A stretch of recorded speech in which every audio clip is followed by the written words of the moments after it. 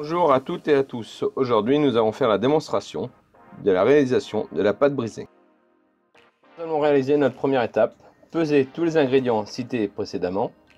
Ensuite, nous allons peser notre œuf et compléter pour atteindre 80 grammes avec de l'eau.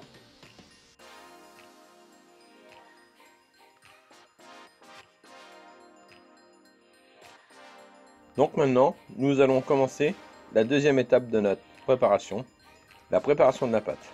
Donc nous allons commencer par tamiser notre farine afin de pouvoir aérer notre farine et mettre notre sel le plus harmonieusement possible. Ensuite, nous allons incorporer notre beurre coupé en petites parcelles afin de pouvoir sabler la farine et notre beurre ensemble.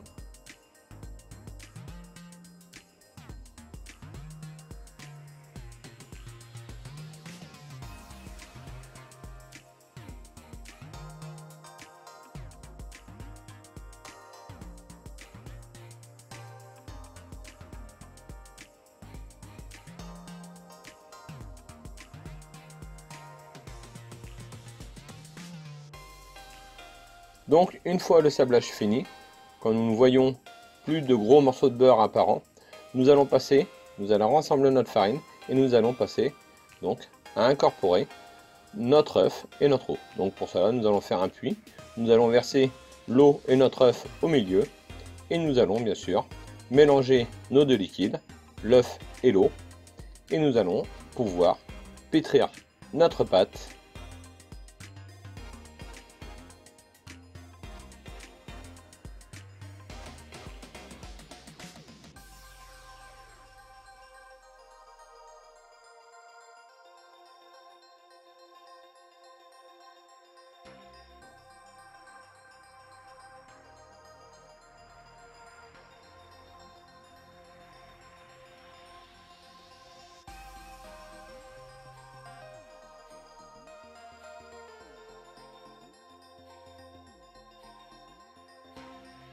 Donc attention à ne pas trop pétrir votre pâte, car en pétrissant trop, votre pâte va prendre du corps et il sera d'autant plus compliqué ensuite à abaisser et à foncer.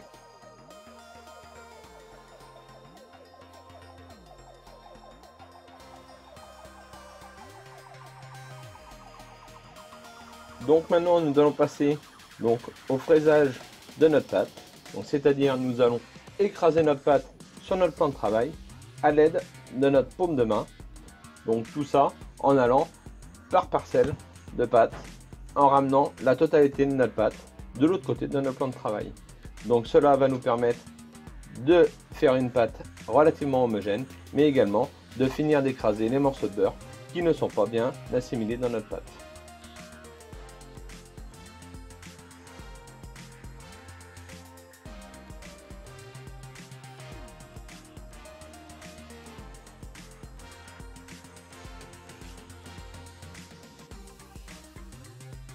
Donc voilà notre pâte maintenant terminée.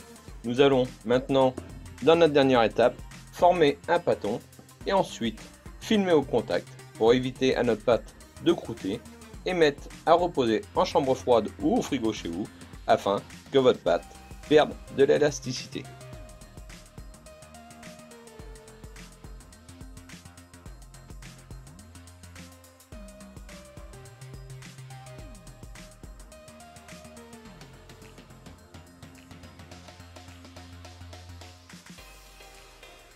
Donc voilà maintenant notre dernière étape, l'étape du fonçage. Donc pour cela, nous allons sortir notre pâte afin de la laisser se réchauffer.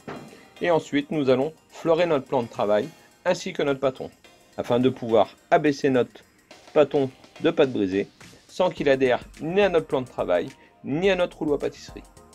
Donc nous allons abaisser notre pâton de la dimension voulue à l'épaisseur voulue. Donc bien sûr, attention, plus une pâte brisée sera fine, meilleure elle sera. Donc ensuite, nous allons, après avoir abaissé notre pâte, nous allons piquer notre pâte, soit à l'aide d'un pic-vite ou d'une fourchette.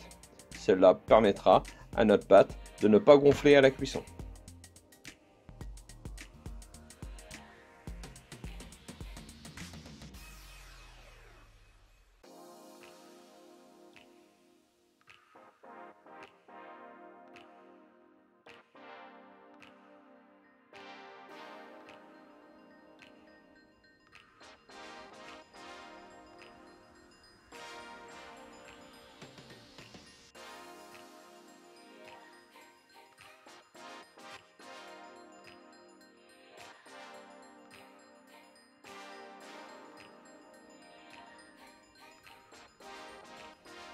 Donc maintenant, après avoir fini d'abaisser et piquer notre pâte, nous allons graisser notre cercle avec du beurre afin que notre pâte ne puisse pas adhérer à notre cercle.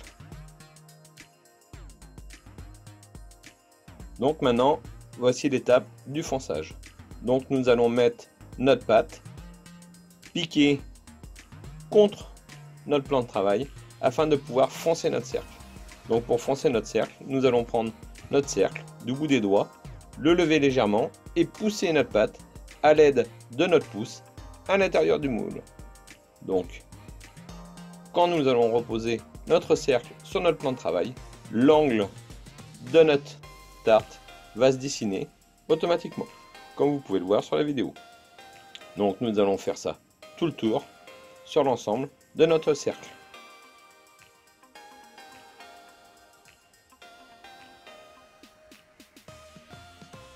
Maintenant, nous allons réaliser le bord de notre tarte, donc en ramenant légèrement un petit peu de pâte à l'intérieur de notre cercle, à l'aide du bout de nos doigts, à peu près un bon petit centimètre. Et ensuite, nous allons passer notre rouleau à pâtisserie afin de pouvoir détailler notre pâte. Attention bien sûr à ne pas trop appuyer sur les bords afin de refaire relever notre cercle. Ensuite, nous allons refaçonner le bord de notre tarte en essayant d'être le plus homogène possible et le plus régulier possible. Ensuite, à l'aide soit d'une pince, soit des doigts, nous allons chiqueter notre pâte, donc soit à l'aide d'une pince à chiqueter ou avec ses doigts, afin de pouvoir donner une partie esthétique à notre pâte, mais également aussi donner la tenue à notre cercle. Donc, bien sûr, c'est la pâte qui tourne, c'est pas nous qui allons tourner autour de la tarte. Donc nous allons réaliser ça le plus régulièrement possible. Et voilà, notre fonçage de tarte est terminé. Une petite dernière étape, juste passer notre ongle sur le bord du cercle afin de pouvoir décoller notre pâte de notre bord de cercle afin de pouvoir démouler notre cercle de notre tarte ou de notre quiche à mi-cuisson. Donc merci pour tout, à vos fourneaux, bon courage à vous!